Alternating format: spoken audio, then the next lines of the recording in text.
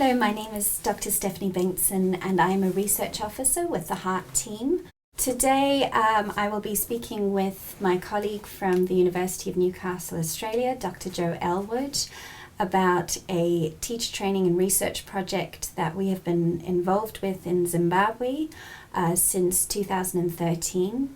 And we'll be looking specifically today at how we can use the concept of care to integrate early childhood services. So just to introduce the Zimbabwean context a little bit, and particularly how it relates to children. In 1980, Zimbabwe acquired its independence. And what you saw in the period immediately after independence was vast improvements in the health and education of children. To give a brief example, because of large investments by the government in education, Zimbabwe went from having one of the lowest literacy rates in the region to the highest in Africa by 1990. Zimbabwe also prospered economically and became known as the breadbasket of Southern Africa.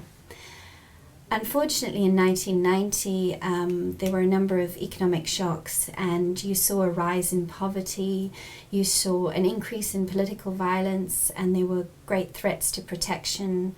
You saw a lot of highly educated individuals leaving the country to find jobs elsewhere to be able to support families back home.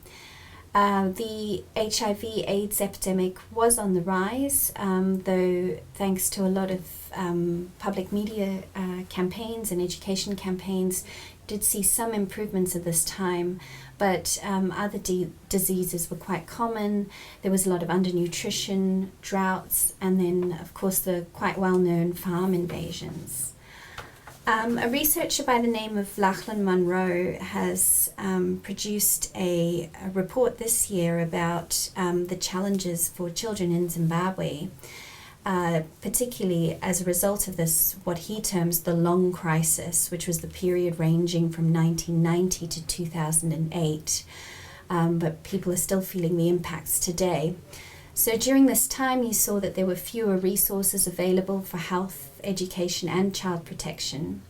In terms of the education sector, 20,000 teachers drained from the system, which means that 1/5 of the primary teaching force in Zimbabwe today is currently unqualified. In terms of other areas of development, you saw stunting and wasting on the rise. Immunization coverage fell, so while Zimbabwe had made some significant gains in terms of vaccinating children, these were falling back, and you saw more and more children succumbing to childhood diseases. Infant mortality rates rose, as did under 5 mortality, and they remain above the pre-crisis level this year. We also saw rises in maternal mortality rates as well, hitting an all-time high in 2011. And remember, this is all in spite of a decrease in HIV/AIDS.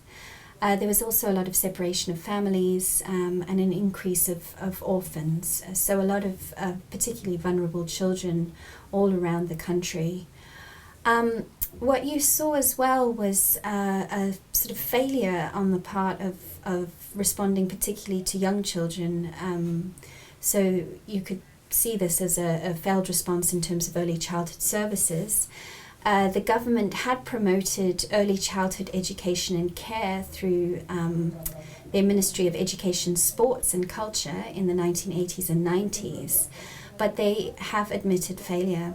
And one of the reasons people posit that this is the case is because if you hand over early childhood and care just to one particular ministry, in this case education, you lose a lot of the other elements of the importance of a sort of multi-sectoral approach to helping overall child development.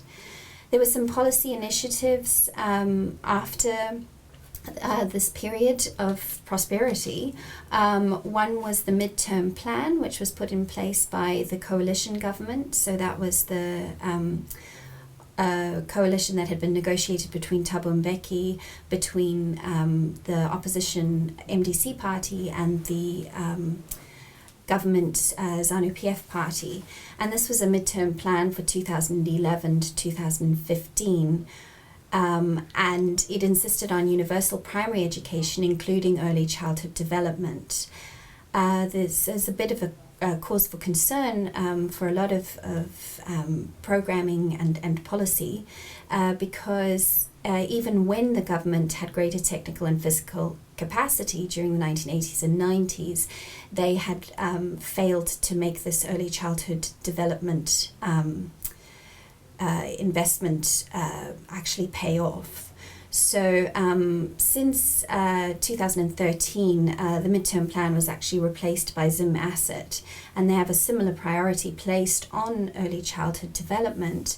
However, it remains to be seen how this will play out on the national stage, particularly considering all of the different problems facing children today. So what I'd like to do now is to hand over to Joe Ailwood, who will talk a little bit about potential local level responses to make sure that any sort of interventions in early childhood are a success. As Stephanie said, my name's Dr. Joe Ailwood. I'm from the University of Newcastle in Australia. And what we've got on the slide there is a mapping of age phases across sectors from the Heart Topic Guide for Early Childhood Development. And it's really nice, clear overview of the practices in each of the dominant areas of early childhood development, and also the way they really, if you look at them closely, should be working very together. Quite recently, just in 2010, Shonkoff, who's done a lot of very large studies out of the US on long-term benefits of early childhood education, he has called for a meeting of these very large randomized controlled studies that inform a lot of early childhood interventions and policy, and a merging of those studies, or a meeting of those studies with evidence from qualitative research on the ground and out in the field. And he's suggesting that it's in that space where these two kinds of studies can come together, that we have the space for very informed but also creative and pragmatic problem solving, and spot the points for future research there. So what we're talking about today is a bringing together of Stephanie's background in development and mine in early childhood education, to try and think creatively about how we can build a caring school community, and how that school community can become a hub for early childhood as well as whole school, but specifically today early childhood education across these areas of WASH, health, nutrition, early learning and education, and social protection and community programs. To start with, I think it's important to actually talk about the word care and what the word care actually means, and how we think about it, and what use we make of that word. The most enduring and widely cited definition of care that I find in the literature is this one from Toronto and Fisher. It's originally from the early 90s, but it's self-cited here by Joan Toronto. And she's suggesting that on the most general level, we should that caring be viewed as a species of activity that includes everything that we do to maintain, continue and repair our world, so that we can live in it as well as possible. And the world includes our bodies, ourselves and our environment, all of which we seek to interweave in a complex life-sustaining web. Or as some other care researchers put it, Mole, Poser and Poles, they suggest that whether we like it or not, human beings need food and shelter, and so do the animals that live with us. Someone has to harvest, someone has to slaughter, someone has to milk, cook. Washing is wise, and while everyone also needs to look after themselves.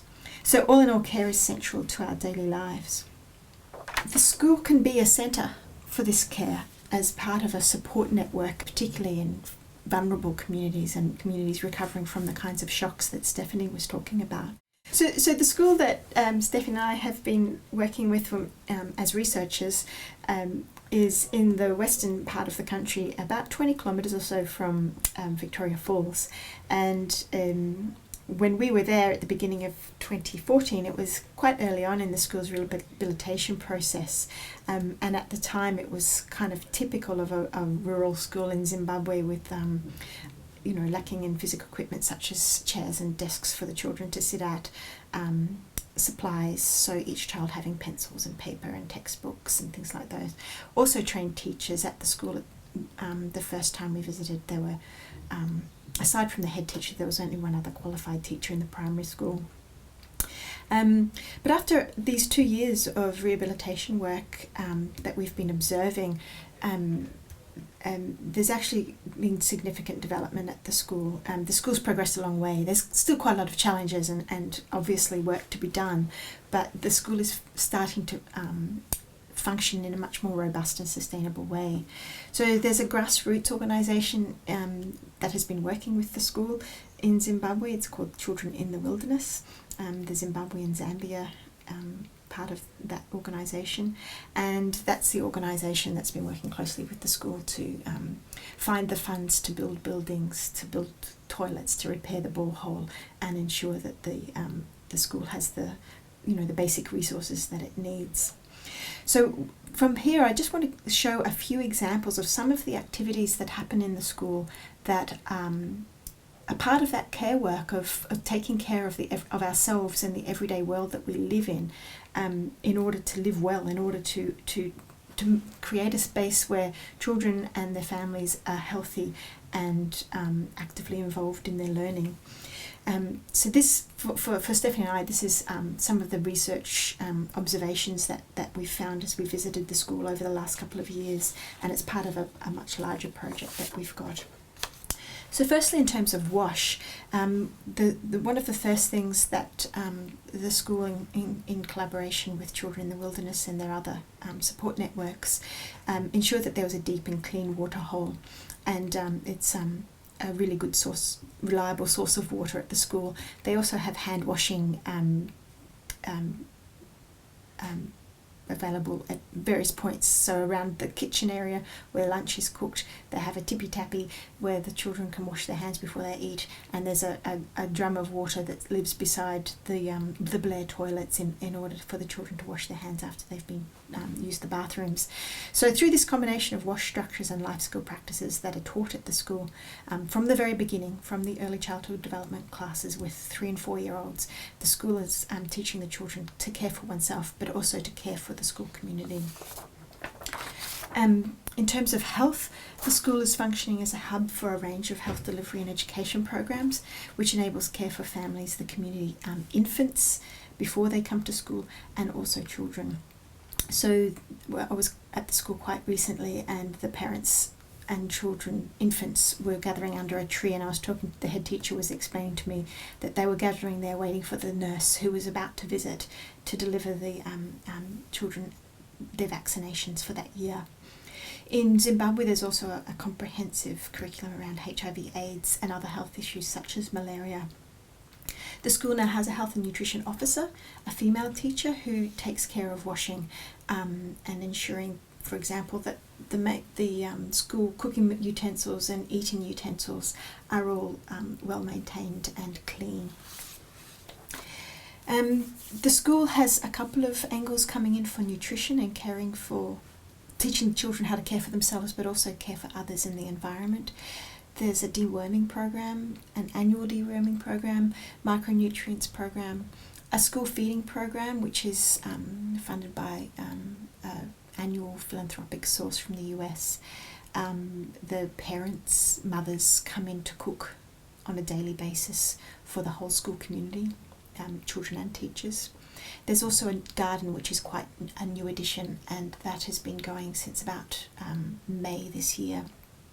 It's tended by all of the children and the staff, including the very young children. They all have their own patches to plant and maintain and care for, so, which means, of course, they have to carry water and learn about what works in the garden. And then there are the rituals around meals, from 3-year-old children in the ECD A class through to the much older children, in terms of hand washing and community eating and making sure that you're taking care of each other. In terms of education, the school provides care and education through qualified now or qualifying teachers. All of the teachers this year at the school are either qualified or in the process of becoming qualified, and that's a significant difference, a significant shift from the beginning of last year. The school has an ECD A class for 3 and 4 year olds and an ECD B class for 4 to 5 year olds, and then of course the primary years of about 6 years through to 8 are also considered early childhood education years. So the school obviously therefore provides social interaction, cognitive and physical development and stimulation through the combination of play-based learning and teacher-directed learning in those early years from ECD A, B, all the way through to year 3, which is the early childhood years. And finally, for social protection and community, the school serves as a hub for a range of issues around this area for the care of the children and the school environment. For example, the Year 1 teacher was organising the birth registration forms for one of the children who had come to the school as an orphan and was not actually registered.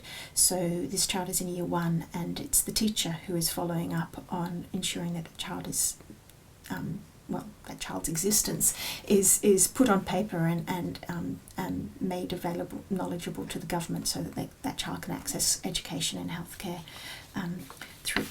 in the country, fulfilling that child's right actually to registration. So I think care is an effective means of integration and cohesion across the early years of schooling, but it filters out before schooling begins. So prior to 3 years old, when infants and families gather at the school as a hub for access to the community in order to get vaccinations, for example, but also filtering up through to the primary years, where actually early childhood education is something that is thought about through to year 3, when children are about 8 years old. So the school has one of the things that Toronto talks about is in terms of care is the idea of the 3 Ps being power, purpose and participation. So the purpose of the school, for example, is education, but the education of children can't be effective and sustainable unless the school is also purposive about building caring relationships with the family and the community. So the purpose of the school becomes one of care and education. And the school, in terms of care, also has the power of authority and information, so it can become a site for gathering, for meetings, for vaccinations, and to access large groups of children and their families for a whole range of interventions before and during school times. And there's also the idea of the particularity of the relationships of care that happen in a school setting. No school anywhere in the world is completely cut off from its community and the environment that it sits within. So at this particular school, there's a growing network of community care and engagement that gets cemented around a particular school setting. And once that care community is established and begins to grow, the school itself starts to feel far less precarious. So this school, in particular, the community of care and respect around the position of the school in the community is really growing and becoming cemented, which means that the school is also feeling much more robust as a place to be, as compared to the beginning of the school year in 2014 when we were first there. And of course there's still problems, there's still many challenges to face, but there is a long way that the distance travelled is significant over the last 2 years. So schools are complex settings, and they have these intricate webs of care that sit within the learning that is happening, we hope, in schools. And we think that the integration of the early childhood policy community within this hub of the school environment really has the potential to strengthen the implementation capacities across each of the 5 sectors, not just education. So we leave you then with this quote here from Pelletier and Newman, that strengthening the cohesion within and across the integrated ECD policy community, including the capacity to forge consensus, resolve conflict, develop a common vision, and will strengthen the implementation capacities within the various sectors. Thank you.